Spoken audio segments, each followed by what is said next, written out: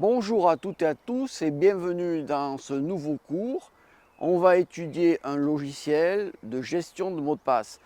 Alors, qu'est-ce que c'est? Ça évite d'avoir des mots de passe écrits sur une feuille de papier. Ça évite d'avoir à se gratter la tête en permanence pour trouver un mot de passe un peu compliqué. Tout ça, il va le gérer pour vous. Donc il va générer des mots de passe qui sont difficiles à deviner, qui sont difficiles à craquer par force brute ou par dictionnaire, etc. Donc je vous dis à tout de suite, on y va.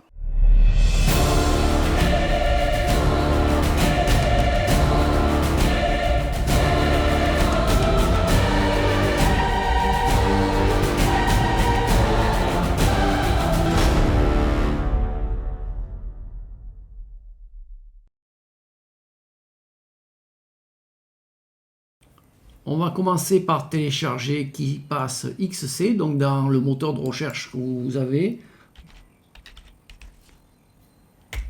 Donc on va cliquer sur la page d'accueil et ici on voit que l'on a téléchargé. Il est disponible pour Windows, macOS et Linux. Version gratuite et open source. Download. Et je vais le laisser dans télécharger et je vais faire enregistrer. Donc vous avez installé, vous avez téléchargé, cliquez sur le fichier téléchargé, fait la procédure d'installation, vous lancez le logiciel et on se retrouve avec cette fenêtre. À quoi peut bien nous servir KeePass XC? Alors on va le voir.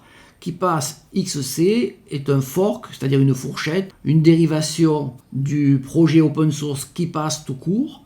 Il est plus ergonomique et les mises à jour sont plus fréquentes. Alors l'intérêt, c'est un gestionnaire de mots de passe.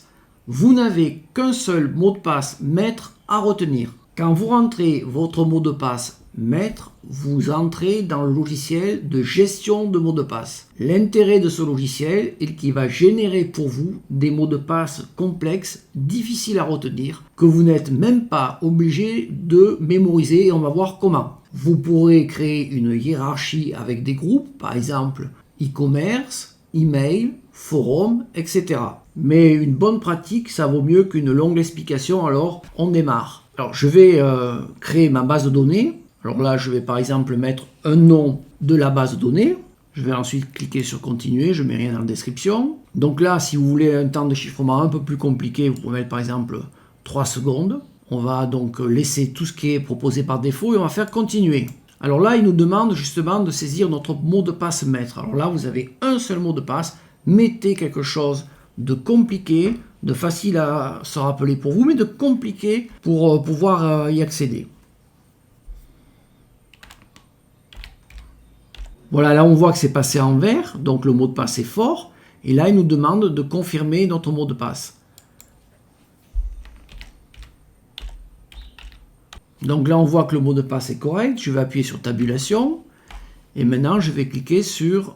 Alors, on peut rajouter ici une protection, comme par exemple l'insertion d'une clé USB. Mais on ne va pas être trop parano, on va cliquer sur terminer. Alors là, il nous demande où on va mettre ce mot de passe. Quel est le nom de la base de données de ce mot de passe. Donc, par exemple, on va mettre dans mes documents.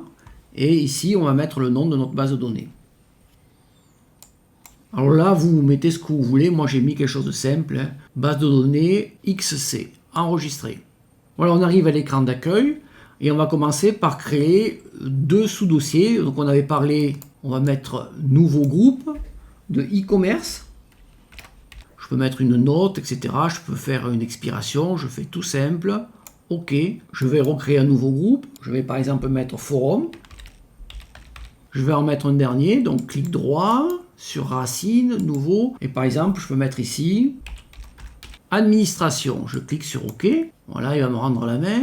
Donc, par exemple, sur administration, je vais créer un accès aux impôts. Alors, je vais ici venir sur le plus et il me dit d'ajouter une nouvelle entrée. Donc, je vais cliquer sur ce bouton et je vais rentrer ici, par exemple, impôts.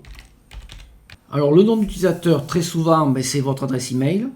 Donc, je vais mettre ici, par exemple, bob@bob.com. Tabulation et le mot de passe. Alors, l'intérêt, il est là. Ici, on a un générateur de mots de passe. On clique dessus. Et on va dire, je veux 20 caractères. Le site me demande des majuscules, des minuscules, des chiffres. Est-ce qu'il me demande des caractères spéciaux? Alors si vous en demande, vous laissez cocher. Oui, là vous décochez, là vous cochez. Et ici on a affiché le mot de passe. Donc si on décoche les caractères spéciaux, eh ben, on voit qu'ils ne sont plus. Si on décoche les majuscules, on voit qu'ils nous proposent que des minuscules et des chiffres.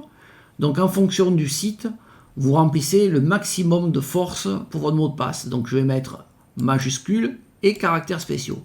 Donc là j'arrive à 122 bits et donc il me dit que la qualité du mot de passe est excellent. Alors je vais cliquer sur appliquer le mot de passe et là je peux par exemple mettre le site internet qui va pointer sur l'accès à votre site que vous souhaitez. Vous avez la possibilité de faire une petite personnalisation. Alors on va faire tout simple pour ça et on va prendre le premier, on clique sur OK. On va de nouveau mettre quelque chose pour l'administration. Un second exemple, je clique sur ajouter une entrée. Je vais mettre ici par exemple la CPAM, tabulation, et donc ici votre email. Bon, on va mettre toujours la même chose. Là il le propose déjà. On va cliquer au fond, tabulation, générer un mot de passe. Et là on va dire par exemple que pour ce mot de passe, ils ne veulent pas de caractères spéciaux. Donc je décoche et là il a généré avec des majuscules, minuscules et des chiffres. Et on reste toujours excellent. Appliquer le mot de passe. Je vais choisir une icône et là par exemple je vais mettre, allez on va faire simple, je vais mettre ce dossier là ouvert et je fais OK. Vous choisirez les icônes que vous préférez dans ce qui vous est proposé. OK, voilà il nous a rendu la main. Et si on veut par exemple ici, alors je me suis trompé, clic droit, modifier le groupe, 2M. OK, donc je veux par exemple cliquer sur un site comme Miss Numérique. Voilà, donc Miss Numérique. Nom d'utilisateur, je vais encore mettre Bob. Le mot de passe, je génère.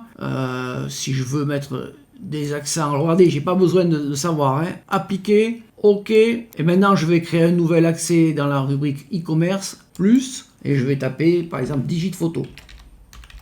Nom d'utilisateur, c'est toujours Bob.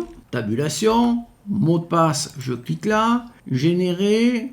On va regarder. Oh, c'est compliqué. Vous voyez, donc il fait des mots de passe très compliqués à deviner. Mais vous allez voir, on n'a pas besoin de les connaître. Hein. Donc je fais appliquer le mot de passe, ça se termine. Et donc ensuite, je peux ici par exemple mettre une adresse. Donc https. Voilà, c'est mon adresse. Et je fais OK. Donc maintenant que c'est terminé, on a vu ici qu'il a enregistré automatiquement. Donc vous avez dans les outils la possibilité de faire ces réglages.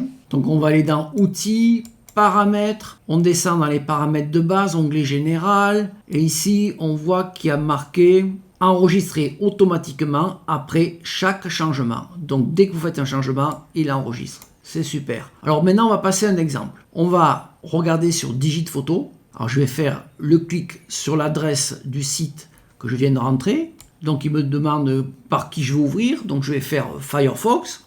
Donc moi comme c'est une nouvelle installation, il m'a demandé le navigateur. Vous mettez par exemple un navigateur par défaut et il ne vous posera pas la question de quel navigateur voulez-vous qu'il lance lorsque vous avez cliqué.